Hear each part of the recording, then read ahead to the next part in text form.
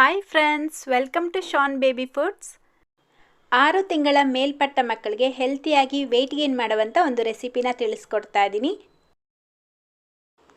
ಮೊದಲು ಒಂದು ಬಟ್ಲು ತಗೊಂಡು 2 ಟೇಬಲ್ ಸ್ಪೂನ್ ಗಟ್ಟಿ ಅವಲಕ್ಕಿನ ಹಾಕ್ಕೊಳ್ತಾ ಇದ್ದೀನಿ. ನೀವು ಬೇಕಿದ್ರೆ ಪೇಪರ್ ಅವಲಕ್ಕಿನೂ ಹಾಕ್ಕೊಳ್ಬೋದು. ಇದಕ್ಕೆ ನೀರು ಹಾಕಿ ಒಂದು 2-3 ಸಲ ಚೆನ್ನಾಗಿ ತೊಳೆದು ಒಂದು ಪಾತ್ರೆಗೆ ಹಾಕ್ಕೊಳ್ತಾ ಇದ್ದೀನಿ. ಈಗ ಇದಕ್ಕೇನೆ ಒಂದು ಆ್ಯಪಲ್ನ ಹಾಕ್ಕೊಳ್ಬೇಕು. ಪೂರ್ತಿ ಆ್ಯಪಲ್ ಅಥವಾ ಅರ್ಧ ಬೇಕಿದ್ದರೂ ಹಾಕ್ಕೊಳ್ಬೋದು. ಈಗ ಅರ್ಧ ಕಪ್ ನೀರು ಜೊತೆಗೆ 4ರಿಂದ 5 ಒಣ ದ್ರಾಕ್ಷಿನ ಹಾಕ್ಕೊಳ್ತಾ ಇದ್ದೀನಿ.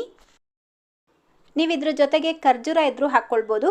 2 ಅಥವಾ 1 ಖರ್ಜೂರನ ಹಾಕ್ಕೊಳ್ಳಿ. ಇದರಿಂದ ಮಕ್ಕಳ ವೆಯ್ಟ್ ಗೇನ್ ಮಾಡೋದಕ್ಕೆ ಇನ್ನೂ ಸಹಾಯ ಆಗುತ್ತೆ. ಈಗ ಈ ಪಾತ್ರೆನ ಗ್ಯಾಸ್ ಸ್ಟವ್ ಮೇಲೆ ಇಟ್ಟು ಐ ಫ್ಲೇಮಲ್ಲೇ ಕುದಿಯೋದಕ್ಕೆ ಬಿಡಬೇಕು.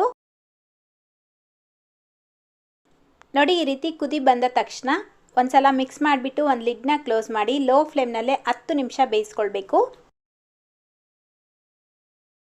ಕರೆಕ್ಟಾಗಿ 10 ನಿಮಿಷ ಆದಮೇಲೆ ನಾವು ಹಾಕಿರೋಂಥ ಆ್ಯಪಲ್ ನೋಡ್ಬೋದು, ಸಾಫ್ಟಾಗಿ ಬೆಂದೋಗಿರುತ್ತೆ.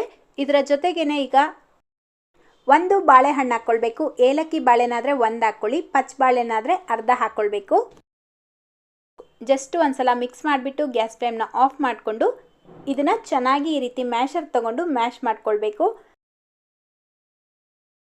ನೋಡಿ, ಈ ರೀತಿ ಚೆನ್ನಾಗಿ ಮ್ಯಾಶ್ ಮಾಡಿಬಿಟ್ಟು ಒಂದು ಬೌಲ್ಗೆ ಹಾಕ್ಕೊಳ್ತಾ ಇದ್ದೀನಿ.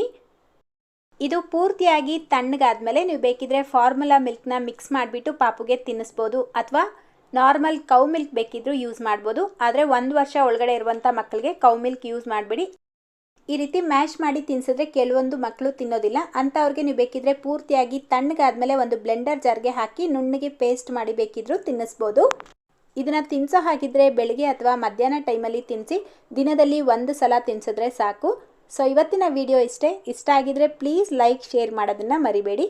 ಇದೇ ರೀತಿ ಮತ್ತೊಂದು ವಿಡಿಯೋದೊಂದಿಗೆ ಸಿಗೋಣ. Thank you.